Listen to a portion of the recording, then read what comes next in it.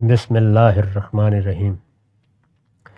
وعن ابی ہریرہ قال قال رسول اللہ صلی اللہ علیہ وسلم سبعۃ یظلہم اللہ فی ظلہ یوم لا ظل الا ظلہ، امام عادل وشاب نشأ فی عبادۃ اللہ ورجل قلبہ معلق بالمسجد اذا خرج منہ حتی یعود الیہ، ورجلان تحابا فی اللہ اجتمع علیہ وتفرق علیہ، ورجل ذکر اللہ خالیا ففاضت عیناہ، ورجل دعت امرأۃ ذات حسب وجمال فقال انی اخاف اللہ، ورجل تصدق بصدقۃ فاخفاها حتی لا تعلم شمالہ ما تنفق یمینہ۔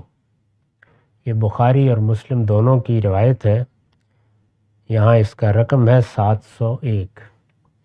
ابو ہریرہ بیان کرتے ہیں رسول اللہ صلی اللہ علیہ وسلم نے فرمایا 7 لوگ ایسے ہیں جن پر اللہ اپنی عنایت سے اس دن اپنا سایہ کرے گا جس میں اللہ کے سائے کے سوا اور کوئی سایہ نہیں ہوگا۔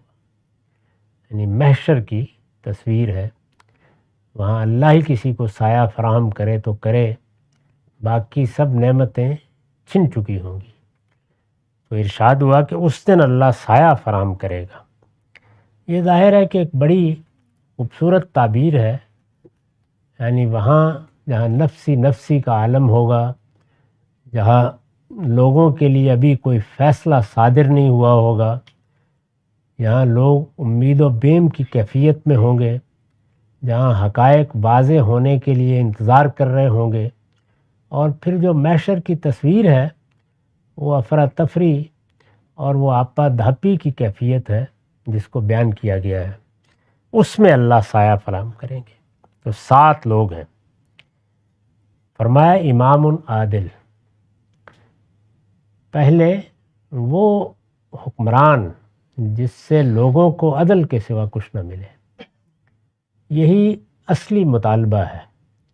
چنانچہ قرآن مجید نے جب مسلمانوں کی حکومت قائم ہونے کا ذکر کیا اور یہ بتایا کہ ہم نے فیصلہ کر لیا ہے کہ ہم ایک ملک عظیم تم کو عطا کر دیں گے، اس موقع پر آپ یہ دیکھیے کہ سورہ نساء میں کیا ہدایات دی ہیں۔ اس میں یہ فرمایا ہے کہ اب جب یہ نعمت تم کو ملنے والی ہے تو قومی حیثیت سے 2 چیزیں لازم ہیں۔ ایک یہ کہ ان تودوا الامانات الی اہلہا، تم جو ذمہ داری بھی دو گے اہلیت کی بنیاد پر دو گے، یعنی کوئی فیصلہ میرٹ کے خلاف نہیں کرو گے۔ اور دوسرے یہ کہ اذا حکمتم بین الناس ان تحکموا بالعدل، اب لوگوں میں فیصلے ہونے ہیں، سب سے بڑھ کر نظم حکومت اسی مقصد سے قائم ہوتا ہے، تو تم عدالت کرو گے، انصاف کرو۔ 2 چیزوں کو بنیادی ذمہ داری کی حیثیت سے بیان کیا ہے۔ اگر کہا جائے تو کہا جا سکتا ہے کہ اصلاً نظم حکومت قائم ہی اس لیے کیا جاتا ہے، ورنہ کوئی ضرورت نہیں ہے۔ یعنی انسان کی ضرورت سے حکومت، نظم حکومت پیدا ہوا ہے۔ یہ کوئی ایسی چیز نہیں ہے کہ آسمان سے ٹپک پڑی ہے۔ جس طرح ہماری ضرورت روٹی کمانا ہے، اسی طرح دوسروں کے شر سے اپنے آپ کو بچانے کے لیے ہم ایک نظم قائم کرتے ہیں، وہ قبیلے کی سطح پر ہو، ریاست کی سطح پر ہو۔ کچھ لوگوں کو ذمہ داریاں دیتے ہیں اور پھر ان کی اطاعت کا عہد کرتے ہیں۔ انسان کے لیے کسی دوسرے کی اطاعت کرنا، اس کی فرما برداری کرنا آسان کام نہیں ہے۔ یعنی انسان اپنی حریت کو آسانی سے قربان کرنے کے لیے تیار نہیں ہوتا، لیکن کرتے ہیں، صرف اس لیے کرتے ہیں کہ عدل حاصل ہو جائے۔ تو اس لیے بنیادی ذمہ داری بیان فرمائی، اور ارشاد ہوا کہ اگر کوئی امام، مسلمانوں کا کوئی حکمران، وہ عادل ہے، یعنی اس نے عدالت کو اختیار کیے رکھا۔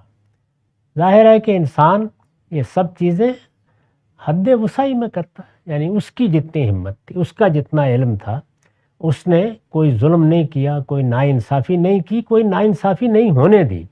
لوگوں کو ہمیشہ عدل فراہم کیا ہے، تو اس طرح کا حکمران قیامت میں اللہ کے سائے میں آ جائے گا فوراً۔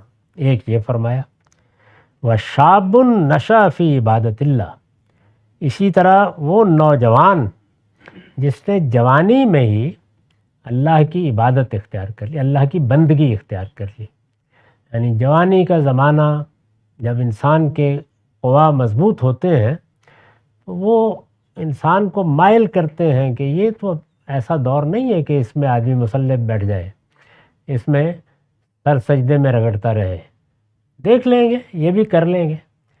اگر اس زمانے میں آدمی نے اللہ کی عبادت، اللہ کی بندگی کو اختیار کیا، یہ جامع تعبیر ہے، یعنی یہ فیصلہ کیا ہے کہ میں اللہ کا بندہ بن کے رہوں گا، اس کا ظہور پھر عبادات میں بھی ہوتا ہے۔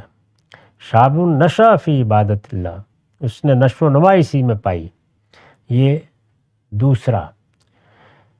تیسرے کون ہے؟ وَرَجُلٌ قَلْبُهُ مُعَلَّقٌ بِالْمَسْجِدِ اِذَا خَرَجَ مِنْهُ حَتَّى يَعُودَ إِلَيْهِ، وہ آدمی جس کا دل مسجد میں لگا رہتا ہے، محلے میں قریب میں مسجد ہے، اگر آپ غور کر کے دیکھیں تو اٹھے گا تو فجر کی نماز کے لیے، اس کے بعد زندگی کی سرگرمیاں ہیں تو ہر وقت خیال ہے کہ ظہر کی اذان ہونے والی ہے، جانا ہے مسجد، پھر کچھ آرام کیا ہے تو آرام بھی اتنا ہی کہ جو عصر سے غافل نہ کر دے۔ اسی طریقے سے پھر مغرب اور عشاء، تو آدمی کا دل مسجد میں معلق ہے، یعنی وہ مسجد کی نماز چھوڑنے کے لیے تیار نہیں ہے۔ جب اس سے نکلتا ہے تو اسی میں دل لگا رہتا ہے یہاں تک کہ لوٹ کے اگلی نماز کے لیے آ جاتا ہے۔ اس کے بارے میں بھی فرمایا، وَرَجُلٌ تَحَابَّ فِي اللَّهِ اجْتَمَعَ عَلَيْهِ وَتَفَرَّقَ عَلَيْهِ، اور وہ دو لوگ جن کے درمیان دوستی، محبت اور افتراق، ظاہر ہے لوگ ملتے بھی ہیں، لوگ الگ بھی ہوتے ہیں، ایک دوسرے کے ساتھ تعلقات پیدا بھی ہوتے ہیں، ٹوٹتے بھی ہیں، لیکن وہ سب کچھ اللہ کی محبت میں ہو رہا ہے، یعنی اس میں کوئی اور غرض نہیں ہے۔ تو یہ دو لوگ بھی اللہ کے سائے میں ہوں گے۔ وَرَجُلٌ ذَكَرَ اللَّهَ خَالِيًا، اور وہ شخص بھی جس نے علیحدگی میں اللہ کو یاد کیا اور اللہ کی یاد سے فَفَاضَتْ عَيْنَاهُ، اس کی آنکھیں بہہ نکلی، یعنی خلوت میں جہاں کوئی دیکھنے والا نہیں ہے وہاں بھی آنسو بہہ نکلے۔